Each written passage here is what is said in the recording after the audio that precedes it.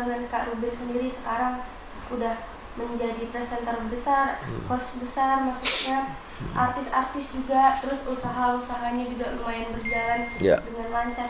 Kakak sebagai pernah menjadi gurunya itu sendiri, gimana sih melihatnya? Ya, Ruben itu menurut saya dia menjadi teladan bagi anggota sanggar saya yang lainnya karena ketika mereka masuk ke sanggar kan rata-rata ingin menjadi seorang entertainer, ya kan, dan bekerja di dunia entertainment. Tapi Ruben salah satu yang bisa membuktikan bukan cuma bisa bekerja di bidang entertainer, tapi bisa menjadi entrepreneur, seorang yang bekerja di bidang wirausaha. Nah ini tuh menurut saya bagus banget gitu, karena semua anggota yang masuk ke sanggar kan juga belum tentu diberikan jalan oleh Tuhan untuk menjadi seorang entertainer terkenal, apalagi ya. Mereka perlu perjuangan panjang, tapi yang mereka dapatkan di sanggar, percaya dirinya, kreativitasnya, bersosialisasinya, itu bisa menjadi modal untuk mereka akhirnya membuka link dan akhirnya malah membuat satu bisnis bersama, ya kan. Dan banyak yang terbukti itu, beberapa anggota sanggar yang dulu bercita-cita menjadi aktor misalnya, ketika akhirnya kemudian mereka sedikit belok untuk membuat sebuah program bisnis misalnya, akhirnya mereka nggak fokus dulu di dunia entertain, mereka membangun bisnisnya dulu. Ketika sukses, mereka akhirnya kembali lagi ke dunia entertain dengan membiayai programnya sendiri, bikin produksi sendiri gitu kan, dan mereka bisa menjadi pemainnya atau bahkan sutradaranya dan selain juga produser. Artinya ada banyak jalan untuk bisa masuk ke dunia entertain. Mungkin tidak hari ini, ya mungkin tidak beberapa tahun ke depan, tapi ketika kita tetap memiliki satu keinginan bekerja di bidang itu insya Allah ada aja jalan, ya, apapun caranya gitu loh. Untuk Kak Jordi sendiri gimana tuh Kak? Tadi kan Kak Ruben, nah sekarang Kak Jordi. Kalau Jordi sih ya saya ngelihat yang awalnya memang Jordi tertarik di bidang entertain, ya, kemudian sekarang lebih fokus di bidang bisnis gitu. Dan ya menurut saya itu juga Jordi akan berhasil juga gitu karena ketekunan dia belajar, ya.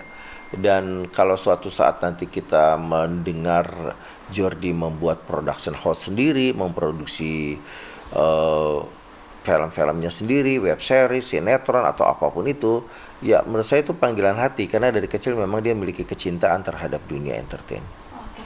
Balik lagi ke tadi yang silaturahmi, biasanya tuh Kak Ruben kalau kesini dengan Kak Sarwenda dan anak-anaknya atau Ya ada beberapa kali dia bawa anak-anaknya ke sini ke Sanggar Ananda, bahkan Talita, ya, ataupun juga Tania, ya, atau Onyo itu ikut berlatih acting di sini gitu.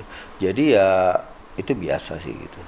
jadi emang udah dekat ya dengan apa namanya anggota-anggota di sini untuk kakak sendiri. Iya, kalau Ruben itu kan memang seorang selebriti yang menurut saya humble banget, ya. Dan dia bisa menjadi teladan bagi anggota sanggar yang lainnya. Saat ini kan dengan usia 38 tahun Sanggar Ananda, anggota sanggar itu kan udah ribuan gitu ya. Dari generasi ke generasi. Nah, Ruben itu menjadi salah satu ikon sanggar yang memberikan satu teladan bahwa ketika kalian anggota sanggar yang lain yang jumlahnya banyak ini tidak selalu berhasil di dunia entertain, ayo manfaatkan kreativitas kalian untuk juga bisa menjadi seorang entrepreneur gitu loh. Oke. Ya. Mas Agus sendiri menyayangkan ya kalau perselisihan itu ternyata benar antara Ruben dan Jordi? Selama ya kalau jadi gini seperti yang tadi saya jawab ya, kalaupun ada ya, karena saya belum pernah dengar sama sekali dari Ruben ataupun Jordi, itu adalah hal yang sangat lumrah terjadi dalam hubungan kekeluargaan, ya. Seperti kata pepatah, sendok garpu itu kalau bersatu itu bisa aja beradu gitu, ya kan. Bahkan membuat suara dentingan di piring bersama-sama. Artinya itu pepatah yang menggambarkan pasangan pun, ya, sendok dan garpu kan pasangan gitu loh, itu bisa beradu gitu loh, bisa berselisih dalam sebuah keluarga.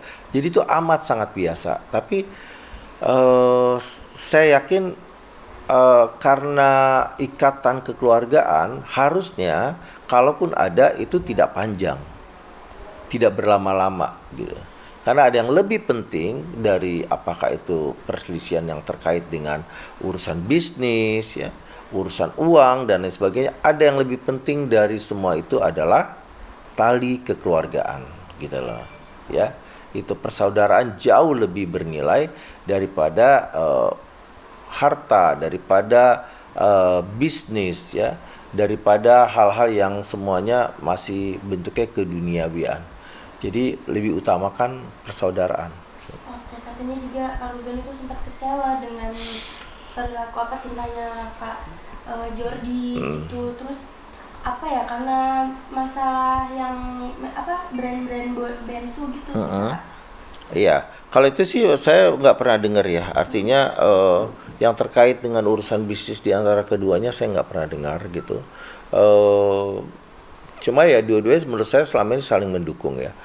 Ruben punya nama besar, Jordi memiliki kemampuan manajerial yang bagus.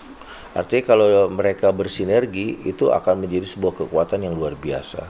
Biar bagaimanapun nama besar Ruben itu nilai jualnya sangat tinggi. Tapi nama yang memiliki nilai jual ketika tidak di-manage dengan baik, itu juga artinya tidak menghasilkan sesuatu yang maksimal. Dan Jordi memiliki kapasitas itu. Jadi ya antara Jordi dan Ruben menurut saya harusnya sampai kapanpun mereka harusnya bersinergi gitu. Mungkin bisa disampaikan harapan Kakak terkait perselisihan mereka agar lebih agar tali kekeluargaannya. Iya. Sekali lagi saya belum mendengar apapun ya. Sekali lagi saya belum mendengar apapun tentang perselisihan yang terjadi ya. Kalaupun itu ada gitu. Dan karena saya belum pernah mendengar cerita dari Ruben ataupun Jordi, saya sebenarnya nggak bisa komen gitu. Tapi ini lebih kepada mungkin kalimatnya ya, sesuatu yang mungkin kita bisa pelajari bersama gitu sebagai sebuah keluarga, siapapun itu ya, apapun profesimu gitu. Menurut saya seperti lagu Keluarga Cemara gitu ya, harta yang paling berharga adalah keluarga.